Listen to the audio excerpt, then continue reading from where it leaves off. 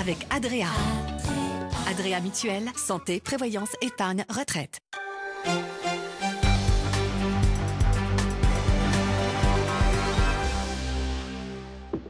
Bonsoir à tous, bienvenue dans les Alpes. Tout de suite, les titres de votre journal.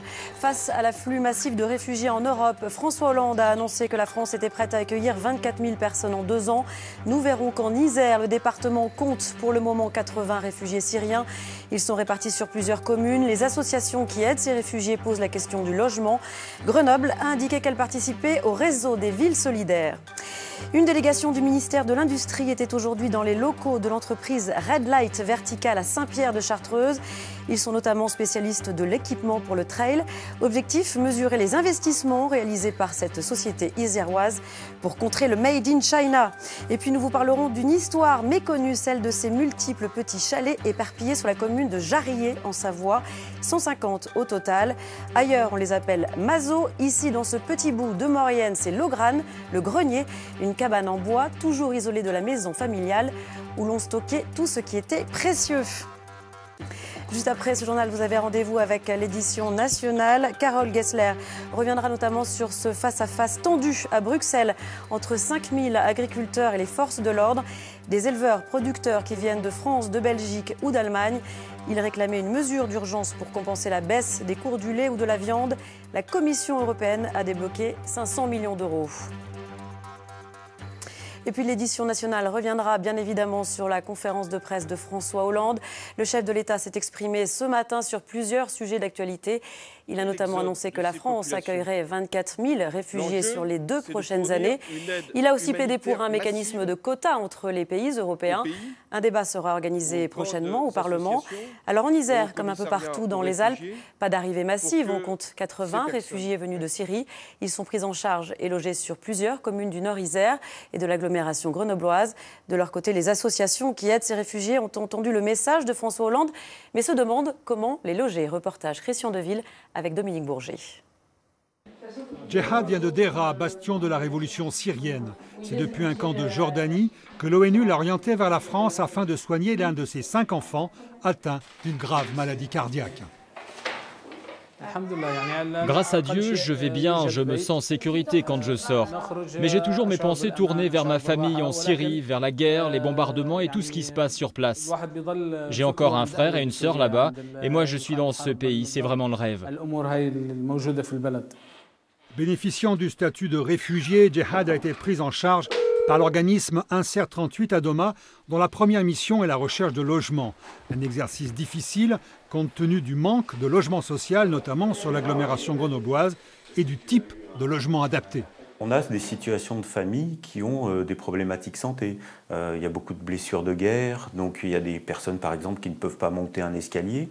On nous demande de trouver principalement un logement en rez-de-chaussée, et là c'est quand même, voilà, sur une tour de 15 étages, il y a 2 ou 3 logements en rez-de-chaussée. Voilà.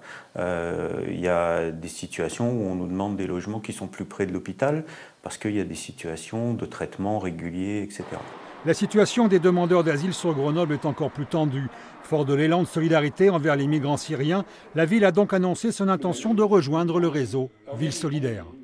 L'énergie positive qui vient des habitants, qui vient des communes et qui va permettre d'interpeller le ministre de l'Intérieur pour que l'État remplisse ses obligations, c'est ce que l'on amènera. Vous savez, samedi, le ministre de l'Intérieur reçoit les communes qui s'engagent dans ce réseau des villes solidaires. On va y aller. Grenoble en sera évidemment par nature, historiquement et par envie, mais elle y sera aussi pour faire préciser certains points. Mais pour Maher, jeune Syrien diplômé en anglais littéraire, l'accueil des réfugiés n'est pas la solution. Pour résoudre l'origine du problème et non pas ses conséquences, il faut une intervention en Syrie. Aider plus le peuple syrien, parce que cela ne va pas s'arrêter. Les réfugiés vont continuer à venir, parce que le problème n'est pas encore résolu. Jeudi prochain, la mairie de Grenoble réunira les associations désireuses de venir en aide aux migrants syriens. Pour les particuliers, elles mettent à disposition un numéro de téléphone et une adresse mail. Et pour aller plus loin sur ce sujet, j'accueille Jo Briand, bonsoir. Bonsoir. Vous êtes le créateur du CIP, le Centre d'information Interpeuple. Vous êtes surtout un vrai militant, proche notamment des demandeurs d'asile. C'est un sujet que vous connaissez très bien. Déjà un mot de l'annonce de François Hollande, 24 000 réfugiés sur 2 ans. Est-ce que c'est une bonne nouvelle?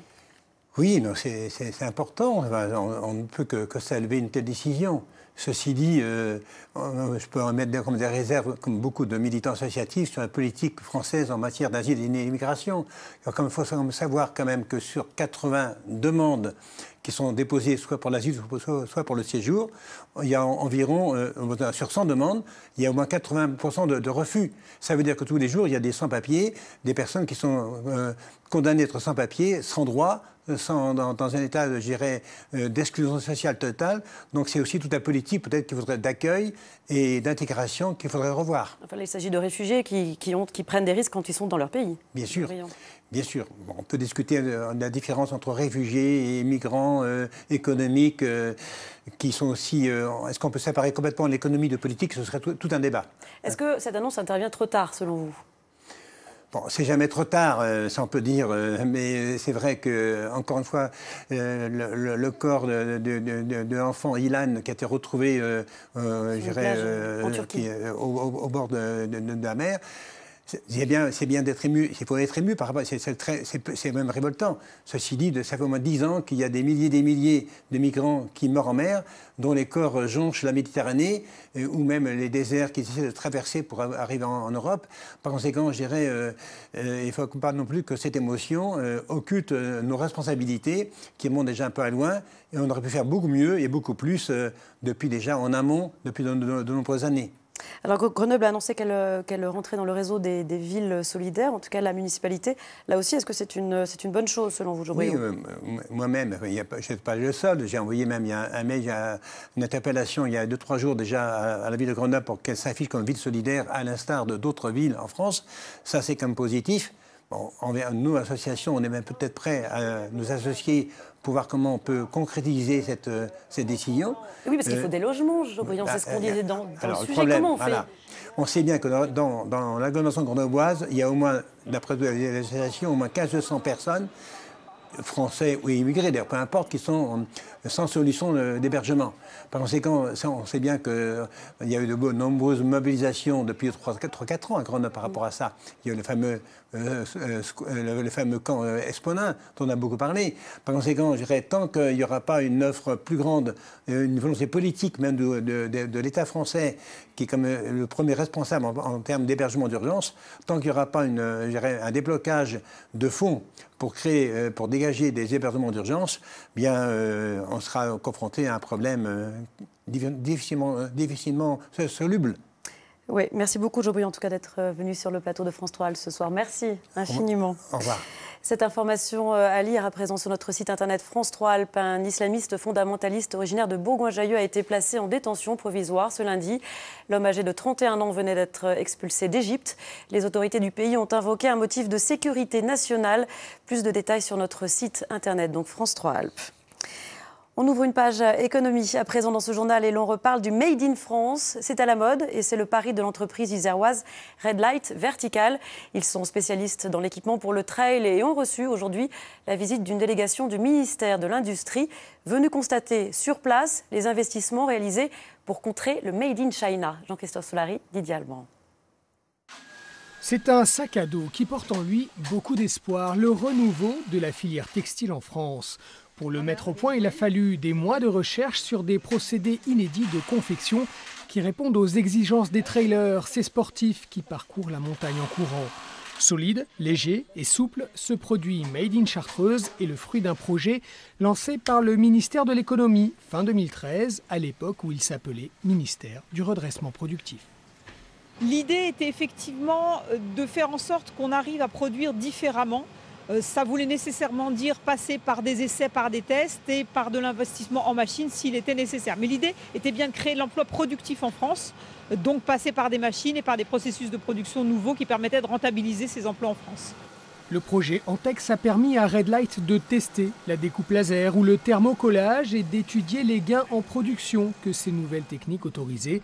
Les résultats ont incité l'entreprise à développer une gamme complète pour les trailers à partir de ces techniques. Avec de l'innovation et en se basant sur des produits plutôt haut de gamme, aujourd'hui on a réussi le pari d'arriver à des marges similaires à celles que l'on a quand on fabrique à l'étranger.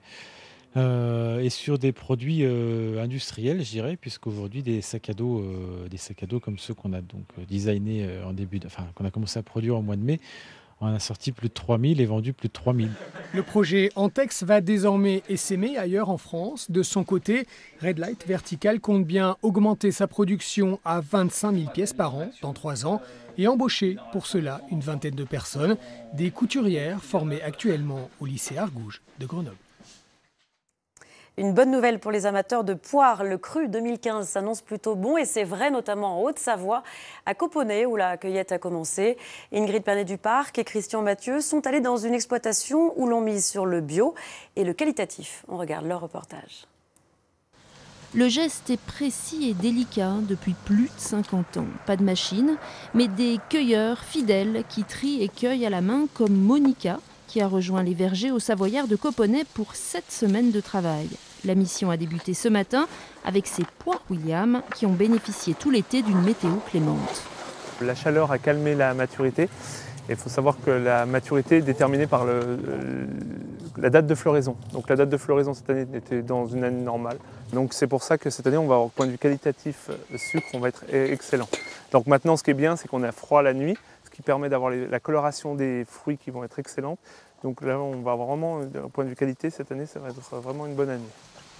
Un fruit sucré et goûteux cultivé en indication géographique protégée, en IGP, sur 30 000 tonnes de pommes et poires cultivées dans les pays de Savoie annuellement. Seuls 4 000 bénéficient de ce label qualité et origine. Essentiel pour les consommateurs de plus en plus méfiants et exigeants.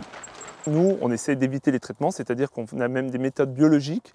On met des prédateurs sur les arbres pour manger d'autres araignées. On va mettre de la confusion sexuelle pour le verre de la pomme pour éviter de faire des insecticides.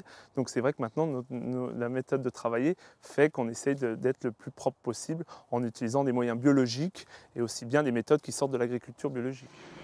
Et la main-d'œuvre est elle aussi très attentive pour récolter les 1400 tonnes environ de fruits attendus pour cet automne 2015. Ce qu'on a remarqué cette année, c'est qu'il y avait beaucoup de demandes de retraités. Des gens pour arrondir un petit peu leur mois, pour s'occuper aussi, il y a ça. Donc c'est vrai que justement, moi j'ai vu ça au Forum Emploi où il y avait des retraités qui venaient demander du boulot. 40 cueilleurs sont attendus d'ici la semaine prochaine sur les 40 hectares de l'un des 30 producteurs installés en Haute-Savoie. Le don d'organes est encore aujourd'hui un sujet sensible, presque tabou. Alors pour informer le plus grand nombre, une association savoyarde organise ce dimanche une course à vélo dans le domaine des Cybèles. Course à laquelle participeront de nombreuses personnes, parfois elles-mêmes bénéficiaires d'une greffe. Claudine Longhi et Bernard Portugal ont recueilli le témoignage de l'un d'entre eux. Hugues Van Winberg est aujourd'hui conseiller en gestion de patrimoine. Il mène une vie normale, rythmée toutefois par les contrôles médicaux. Transplanté 2 fois à cause d'une fragilité rénale, il veut à présent être le porte-drapeau de ceux qui militent pour le don d'organes. Moi, je suis dans un cycle de maladies pathologiques familiales. J'ai été détecté très jeune. Puis ensuite, j'ai eu la chance d'avoir une équipe qui m'a suivi. Pour ceux qui attendent, il faut qu'ils sachent qu'on va s'en sortir. Parce que derrière, il faut avoir confiance dans les équipes qui les entourent et qui nous entourent. Pour ceux qui sont dans le doute en disant « Oh, est-ce que je suis donneur, pas donneur, etc. » Je vais juste poser une seule question. Si un jour vous avez un médecin qui vous dit « La seule façon de vous en sortir, c'est qu'on vous greffe un organe. » Est-ce que là, on fait la fine bouche? Je ne pense pas. Aujourd'hui, 19 000 personnes sont en attente de greffe. L'an passé, près de 500 sont décédés par manque de dons d'organes. Sachant que quelqu'un qui décède par mort cérébrale peut sauver 4 vies et qu'on peut donner sans limite d'âge, pour l'association du don d'organes et de tissus humains, la tâche reste pourtant difficile. Le grand problème, c'est que c'est un sujet qui évoque la mort. Donc les gens hésitent à en parler, ne veulent pas en parler. Et malheureusement, quand le drame survient dans la famille, personne n'est capable de savoir quelle est la position du défunt, est-ce qu'il était pour, est-ce qu'il était contre. Donc on arrive à 33% de refus à cause de cette absence d'information. Donc parlez en famille, déterminez-vous, dites oui, dites non, mais faites-le savoir à vos proches. Dimanche 13 septembre, l'association organise une montée solidaire en vélo entre Pont-à-Mafray et le col de la Croix de Fer pour porter le message. Sport et témoignages pour parler d'un défi à la portée de tous, offrir la vie. Et on reste en Savoie, direction le lac d'Aiguebelette, redevenu beaucoup plus calme. Les mondiaux d'aviron se sont achevés après 8 jours de fête sportive, durant laquelle les tricolores ont décroché 6 médailles, dont 2 d'or, et la 6e place au classement. Alors ce matin, les bénévoles étaient encore mobilisés pour faire le grand ménage. Jean-Christophe Pain, Franck Serroni. 2700 sièges à démonter dans la grande tribune, un travail de pro réalisé par une entreprise spécialisée venue du Maine-et-Loire. Demain midi, tout sera démonté, Johan nous l'a assuré, rigueur et méthode sont ses 2 mots-clés. Juste un peu d'organisation et il faut juste être méthodique, hein. Il n'y a pas de démontage pur demain midi, avec les chargements demain soir c'est fini. Pour vous c'est une plaisanterie? Non, c'est quand même une belle tribune, c'est pas la plus grosse. C'est pas la plus petite, mais ça reste une belle tribune. Sur le pont, 150 prestataires et 160 équipiers pour un chantier qui va durer jusqu'à jeudi au moins. Le plus dur finalement, c'est de tout restituer aux partenaires, plus d'une vingtaine au total. On a plus de 1000 chaises au conseil départemental, d'autres encore de Chambéry, d'autres dans les communes. Vous arrivez à tout retrouver, à tout redonner Tout a été, oui, on a repéré au fur et à mesure qu'on dispatchait sur le site, on a tout repéré. Quand même. Mais bon, il y a quand même des choses qui se sont promenées toutes seules. Le chantier très surveillé, c'est celui des déchets. Une vingtaine d'équipiers veillent à la propreté, au tri, au recyclage. Une démarche déjà mise en place, ici même, l'an passé. On a déjà l'expérience de la Coupe du Monde qui a eu lieu l'année dernière en 2014. Donc on a récolté au total 4,5 tonnes de déchets et là-dessus on a réussi à recycler, envoyer vers des filières de recyclage un peu plus de la moitié. On était à 51% de recyclage. Donc cette année ça sera forcément plus? Alors il y aura forcément plus de déchets puisque l'événement de l'année dernière a eu lieu sur 4 jours. Cette année on est sur 12 jours et on sait qu'en termes d'affluence on a vraiment eu beaucoup plus de monde. Et oui, plus de 35 000 visiteurs et 14 000 repas servis, sans compter les buvettes. Vis-à-vis de l'environnement, le comité d'organisation n'a pas le droit à l'erreur. Le site d'Aiguebelette a récemment été classé réserve naturelle régionale. Vous l'avez peut-être remarqué car vous l'avez peut-être lu aujourd'hui, le Dauphiné libéré fête ce lundi ses 70 ans. Le quotidien avait été créé le 7 septembre 1945 par une poignée d'hommes issus de la Résistance. Version papier ou Internet, le journal abrite toute l'actualité de votre région et a toujours de nombreux fidèles. Frédéric Lefrançois et Yves Mareglo ont rencontré son rédacteur en chef. La une est superbe. Il y a même de la photo, alors qu'à l'époque, la photo était assez difficile à faire. Donc, ce n'était pas forcément évident. C'est avec une certaine fierté que le rédacteur en chef 2015 commente le travail de ses prédécesseurs et le premier tirage du Dauphiné du 7 septembre 1945. Jean-Pierre Souchon a débuté dans cette maison il y a 40 ans comme simple journaliste. Aujourd'hui, il vit dans un bureau encombré par des tonnes d'archives, d'articles, de photos et autres babioles made in Dauphiné libéré. C'est des objets souvenirs. C'est fut un temps où on avait des petits objets fétiches. Par exemple, le DL, c'était le premier logo du journal, ici. La première carte de correspondant de l'époque, Aigle. On avait le tampon du journal, le tampon qu'on lit à l'envers, forcément, parce que c'était des tampons un peu mécaniques. Puis voilà, puis le dauphin, le fameux dauphin du Dauphiné libéré. Le Dauphiné libéré, le DL pour les intimes, fête donc ses 70 ans. Le septuagénaire, né dans le papier noir et blanc, a su se mettre à la couleur et a aussi réussi à enfiler les habits du numérique tout en diversifiant ses parutions. Pour un ancien, il se porte bien. Il y a le navire amiral, mais autour de lui, il y a toute une diversification qui accompagne le navire amiral et qui lui permet de continuer à passer habilement les années, les 70 ans, 80 ans. Je ne serai pas là pour les 100 ans, mais je pense que ça sera un beau centenaire aussi.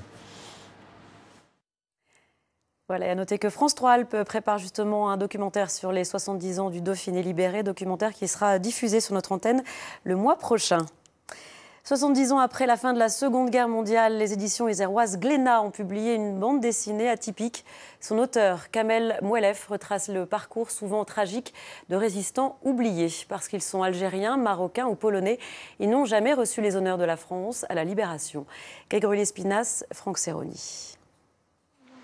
Colette Buisson avait 11 ans en 1944. À Valbonnet, un petit village reculé de l'Isère, personne n'avait jamais vu ni Allemands ni résistants.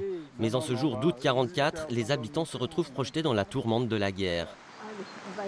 Il s'est passé le 9 août 1944 un accrochage sévère entre environ 35 résistants et la colonne allemande qui arrivait, qui a été estimée à environ 3000 hommes et qui arrivait directo du Vercors. Hein. Donc c'était pas des faciles. Hein. Au lieu-dit du pont du Prêtre, 5 maquisards tombent sous les balles. 70 ans plus tard, un mémorial leur rend hommage, mais pas à tous de la même manière. Il y a 4 noms de maquisards et un Algérien inconnu, à qui on a retrouvé certainement le nom, puisque d'après les témoignages de la région, il s'appelait Amida. Et c'était un militaire, puisque ses 4 collègues étaient aussi des militaires. Cet Algérien inconnu, Amida Mahamar, un militaire tireur d'élite engagé dans le maquis de Cor en Isère. Des histoires comme celle-ci, Kamel Mouelef en a retrouvé des centaines. Ayashi Ben Mohamed, donc marocain, Abdenadi Ali. Des combattants aux noms exotiques répertoriés comme maquisards. FTP, armée secrète, les faits d'armes de la main-d'œuvre immigrée sont consignés dans ces fiches établies par la résistance. Des fiches archivées ici au musée de la résistance de Grenoble. Mais une fois l'armistice signé, la France a un peu oublié ses combattants venus d'Afrique du Nord. La France a un rapport compliqué avec ses anciens départements d'Afrique du Nord, du fait de la guerre. Ça n'a pas joué en la faveur des résistants maghrébins qui étaient ici dans la résistance, qui ont été complètement passés sous silence. Sur les Maghrébins, je voulais insister parce que aujourd'hui, avec la montée, je dirais, de l'intégrisme des deux côtés, hein, parce que moi, l'extrémisme, pour moi, il va dans les deux sens, c'était rappelé qu'il y a ces gens-là, ils ont donné aussi leur vie ou ils ont combattu pour la France, pour qu'aujourd'hui, cette France soit libre. À Valbonnet, quelques décennies plus tard, Colette ne souhaite qu'une seule chose pour cet Algérien inconnu. D'abord qu'on lui donne son nom parce qu'il y a droit, et puis rencontrer sa famille. Pour savoir comment ils ont perçu ce père ou ce grand-père qui a disparu tout d'un coup. Disparu. Aujourd'hui, toutes ces histoires prennent vie dans une bande dessinée pour tenter d'honorer la mémoire de ces résistants oubliés. Et je vous emmène à présent à Jarrier, un village situé en Maurienne, en Savoie, dans lequel on peut voir une centaine de mazots. Ce sont ces tout petits chalets qui servaient de grenier. Ils ont aussi été très utiles pour l'aménagement autrefois de Courchevel. Reportage Françoise Gay et Vincent Abran. C'est une histoire méconnue, celle de ces multiples petits chalets éparpillés sur la commune de Jarrier, 150 au total. Ailleurs, on les appelle mazots. Ici, dans ce petit bout de Maurienne, c'est l'Augrane, le grenier, une cabane en bois, toujours isolée de la maison familiale. Oui, le plus loin possible, pour éviter qu'un incendie, comme ça, mais là, ça ne brûlait pas. Oui. Ici, on stockait tout ce qui était précieux, les papiers, les vêtements, les céréales.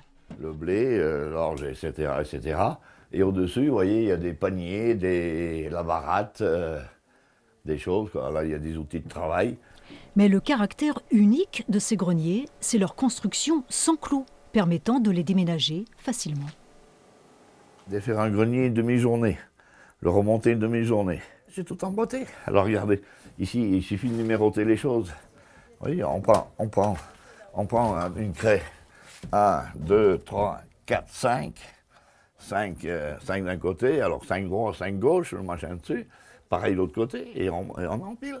À grande mobilité, destin particulier. Dans les années 50, plusieurs de ces greniers sont exportés sur le futur site de Courchevel. À l'origine de cette drôle d'idée, Laurent Chapis, le célèbre urbaniste de la station, et par ailleurs beau-frère de l'instituteur de Jarrier. Donc Laurent Chapis a eu l'occasion de venir sans doute ici voir son beau-frère. Il a sans doute remarqué l'existence des greniers et à un moment donné, quand il s'agit pour lui sans doute de faire un premier aménagement dans le lotissement qu'il avait demandé au département de définir, il a eu l'idée d'installer un premier grenier.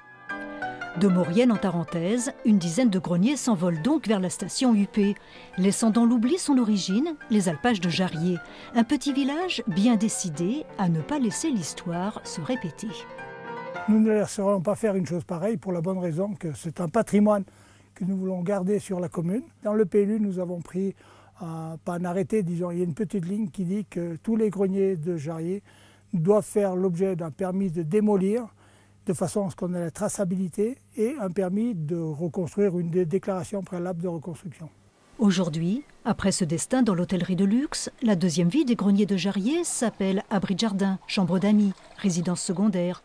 Les greniers bougent encore, mais à domicile.